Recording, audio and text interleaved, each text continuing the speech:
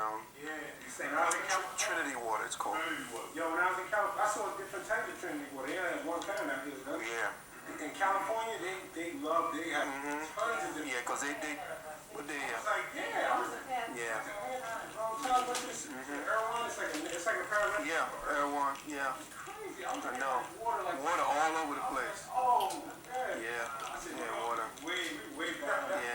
Yeah. So I have to be, I mean,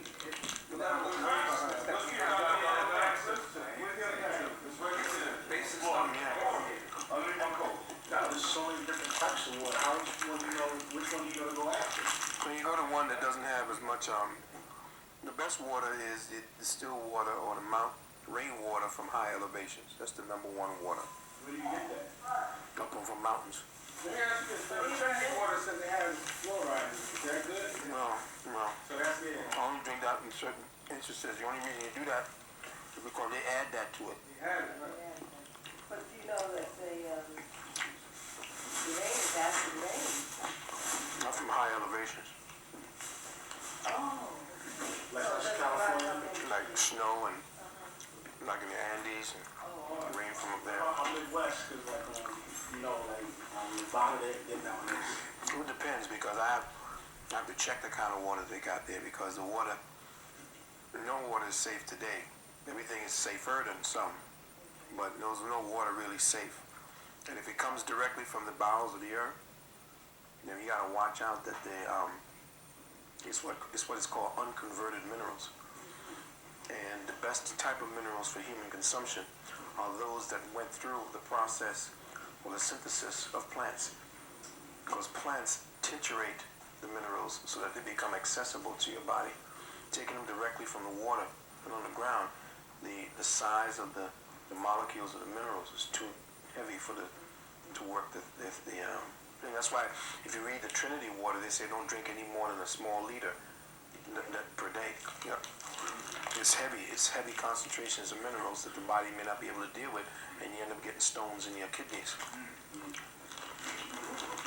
So would the Poland Springs be classified as that type of water? No, I don't trust it. I only use it when there ain't nothing else. Not filtered or distilled. Yeah. But to piggyback off that, if I may say, I mean, as you were breaking down in the Code Breakers 3, that everything is fucked up. So, I mean, what does the level of consciousness you're dealing with sort of shield you from, a lot of the toxins and things, you know what I'm saying? Because sometimes I feel invincible. Sometimes I feel like, something, I can drink this today. I'm converted. You know what I'm saying? And I'm straight, as long as I'm not, tapped into it. I think this is, you know what I'm saying? So, state of mind is everything. That's the agreement then. Yeah. You have an agreement with it, like I have an agreement with the sun. And I get nothing but good rays, good nourishing, warmth, nourishment from the sun. So I'm not afraid of the sun. That's my agreement. right, yeah. So I ain't gonna lie. you come to that place where you have an agreement with it, not that you would overdo it, Right. just, take advantage of it. Right. If at any time you're in a place where there's nothing else, all right, I can drink this. And I think to explain that to some people, because they tend to take everything you explain or teach them real little. And I'm saying, listen, bro, in this environment that we live in, I can't, you can't do that step by step. So we're making the best we can, best what we can do it. So if you see me drinking this water today, I mean, I know, it's not really gonna do much for me, but I'm not gonna allow it to, You drink that and then you turn around and drink distilled water afterwards. Is that what prayer was originally, to prepare the body for whatever you might intake and to protect you from it, like a shield around you? That's interesting.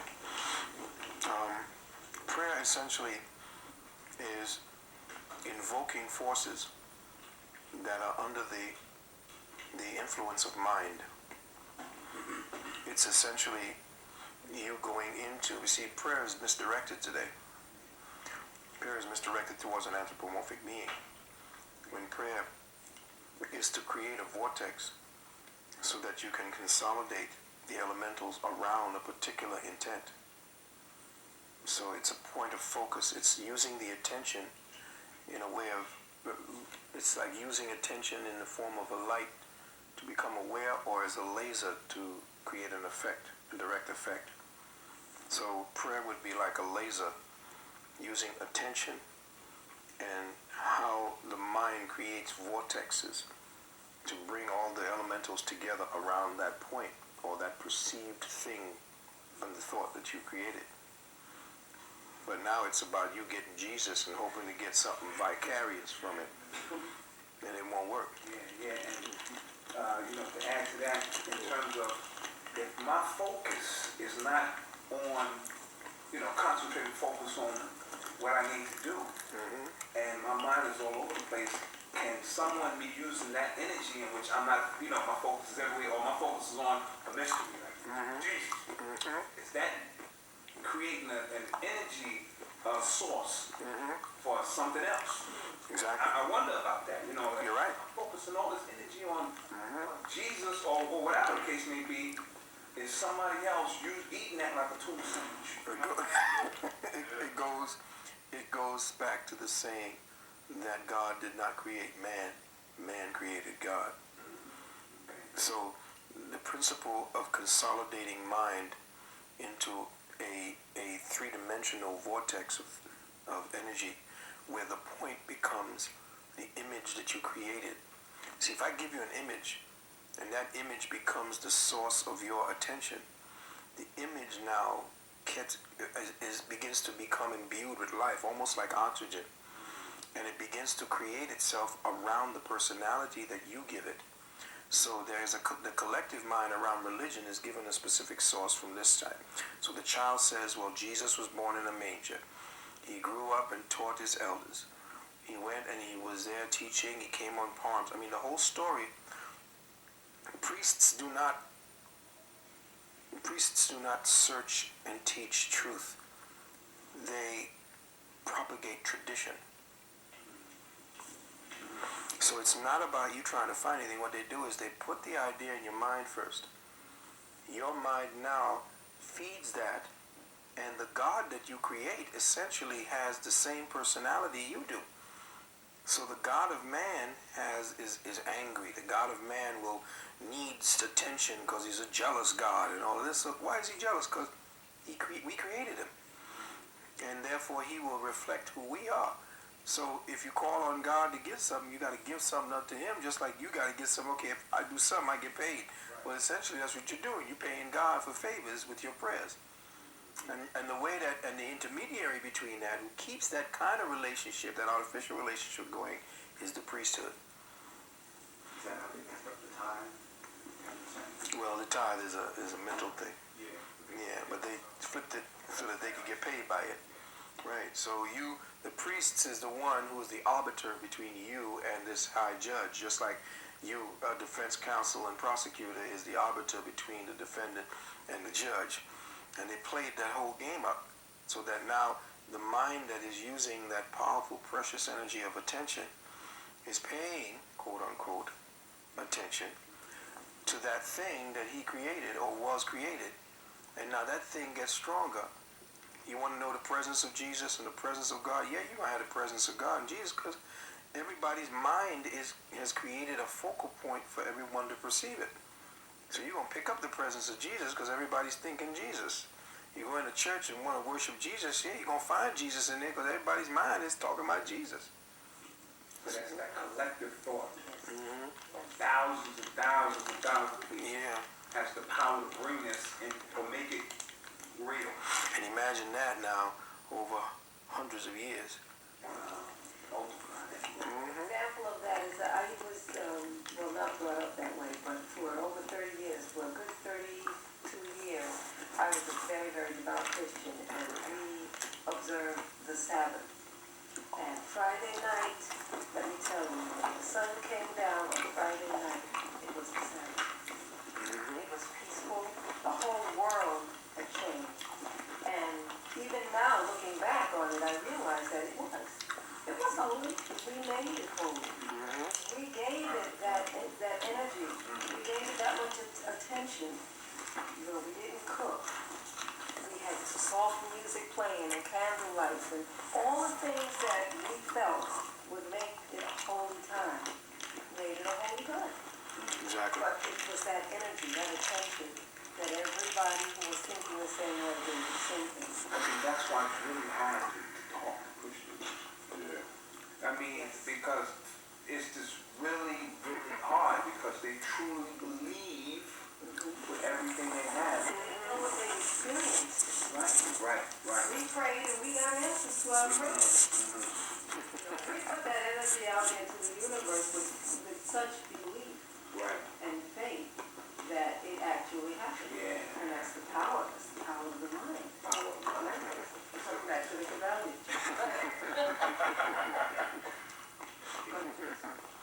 It all goes around. Remember, brother, you had some questions you said you wanted to start off with. Well, I'll just do this one right here. In Code Breakers 3, you spoke of vampires. And I've been dealing or researching vampirical entities like since I was little, ever since I heard about vampire disease.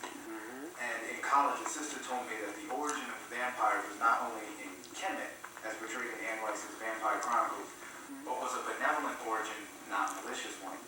I've also come across in research beings known as Emperas or Compires, black suns or ancient beings who would absorb the sun and empower or heal people. And I also noticed that Aaliyah's vampire character in Blade and the woman vampire who was symbolically black in the League of Extraordinary Gentlemen were also not hurt by the sun but actually bathed in his presence. And there's also a 5-part saga vampire story that speaks of their origin as being blue-black and green-black, and they were cursed by demons that they created and demons that they fought and banished to a dimension known as the Caucus dimension. In this saga, the demons cursed the original people and created mankind to enslave them. And Richard King speaks about the order of Kemet known as Melanophores. I just want to know, is this order of black light the first compires of vampires? And can you elaborate on the origin of vampires as you have studied them, or occult monsters, both positive and negative? Beautiful question. Well, let's first go back. That's $1 billion. I mean,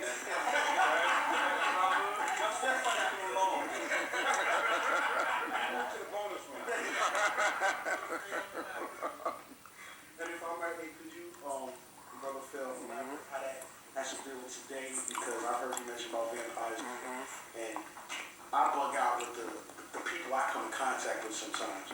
You know, and it bewilders me. So, like I said, that was a beautiful question. Extend onto it. No doubt. Today, how what we see today.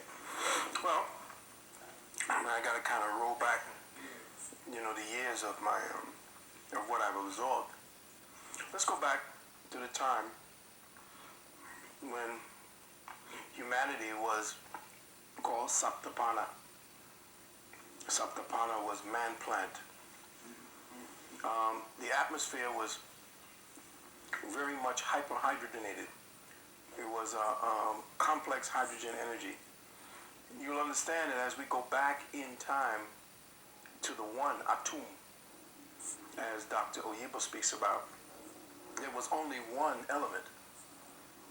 The compounding of element is the multiplication of the one. So when you see one, then the next one, helium. Helium is 2 hydrogen atoms. And you go along the periodic table, it's all the addition of different qualities of helium, of hydrogen, being the one thing, manifesting as the many. As man began to consolidate around a particular projected form, it brought with it all of the atomic energies that it needed, consolidated into different forms that it took in order to consolidate the body we have right now. As man condensed into denser and denser atmospheres, into the envelope that we had, it did not bring an appetite with it because the place it came from had no appetite. It was the one thing. In fact, it gave more than it needed to take back. As man consolidated deeper and deeper into the levels of matter, it finally found certain envelopes that matched the different frequency levels as it became denser and denser. So man actually is not evolved. Man is a condensed energy. It's a condensing or a threshing out from inside out until solidification came to be. Now, that sunlight, that one dot, that one point where everything from, has points all over to reference itself. And I told you one time that God is a point that can be found everywhere, a center, a point everywhere, and whose circumference is nowhere. So the point that you see us as now is essentially the consolidated one finding itself as the many. Now why am I talking about that? Because the origin of the vampires and all the different ways that you see it happen there, all happen is a disjointed story from different pieces that everybody got a little piece of the puzzle, but nobody has brought it together to show you what really happened. The reason why I'm taking you back to the time how man came into being, I don't have the time to give you all the different pieces, so I'm nutshelling it as man condenses. Just like, to give a for instance for the people, just as water vapor through densification, molecular densification becomes water. You come from the invisible realm into water, liquid, and then under conditions of vibration, because all things are waves and vibratory. As vibrations begin to slow from the higher realms to the low, they're solid. So you go from vapor, liquid, to solid. That is the process of man. In fact, that is the process of all creation. It is a condensing solidification process. As man came, and they talked about the breathing of the soul in it, the breathing of the soul, the breathing of the spirit into man is the breathing of the intent. And intent had to create itself as polarity. The breath is the representation of polarity, yin, yang. Every time you breathe in, there's a spot. Take in, blow out, there's a spot. So that's the point where you see the breath, the black and the white. Where you breathe in the black, there's still the white. That's the space. As you breathe out, you see the black. That's the space. You see the white. So everything is manifesting to keep a balance. Okay. As man began to become more and more solidified in that realm, the principle of darkness, or the principle of invisibility, is black. Okay? When you can't see something, that too is black. I don't care if you can see all the light. The lack of ability to see that is darkness. So as man began to become consolidated into form, the best absorber or the best retainer for the body was the blackness. So that container that you see, the blue blackness, was the original man as the original processor of the purity of light. Okay.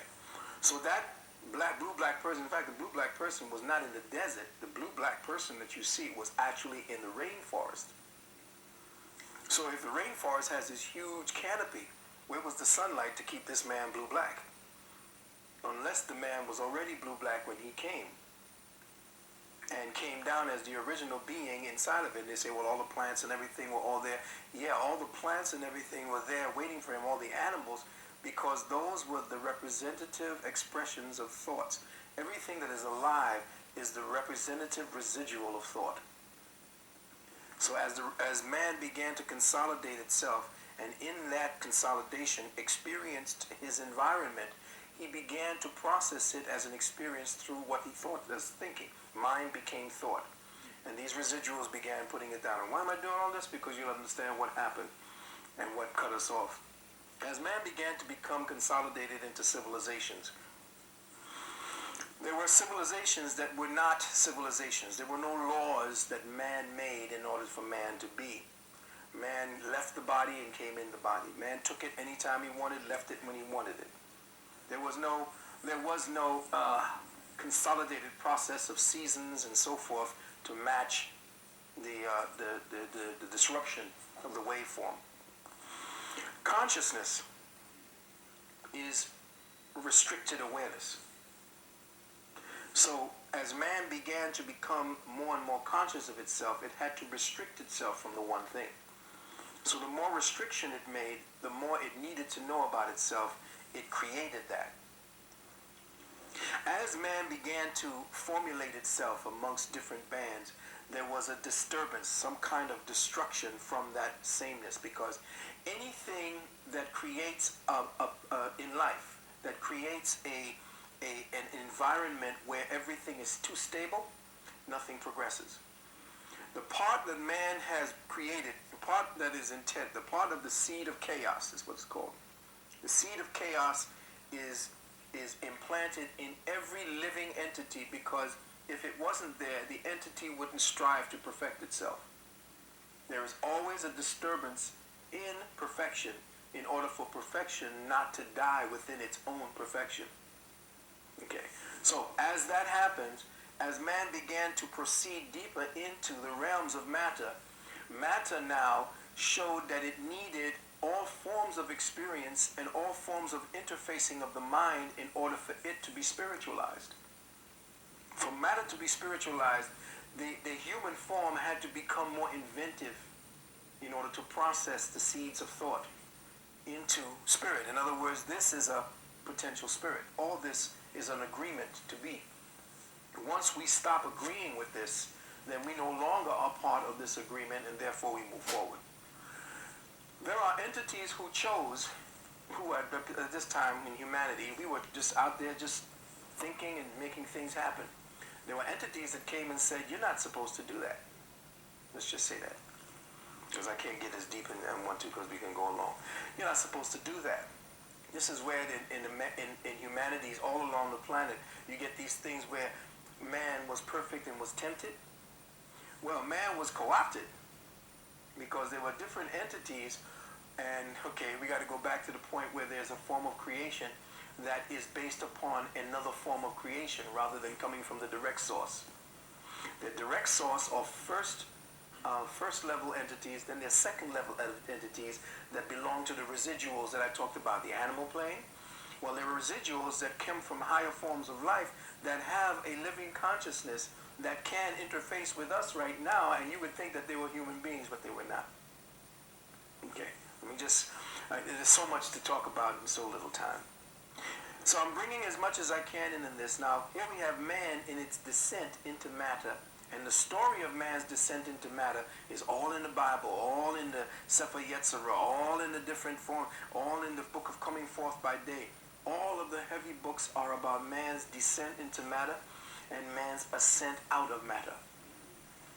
Okay? So now as we're looking at all of what's happening, the story of the vampire, where you need with pyre being fire, and the vam or am or vam or ram, the ram fire, which is essentially the high Aries energies when you're talking about the pineal. When you're dealing with the vampire energy, we became parasitic by taking on the physical body and cultivating appetites. The only way that you become a vampire is if you cultivate an appetite. So everybody is a vampire. Mm-hmm. Essentially, that's what happened when you noticed in Wesley Snipes' new vampire movie, everybody on the planet is a vampire now. Why is that? Because they had to come back to what it really was. Everybody is a vampire.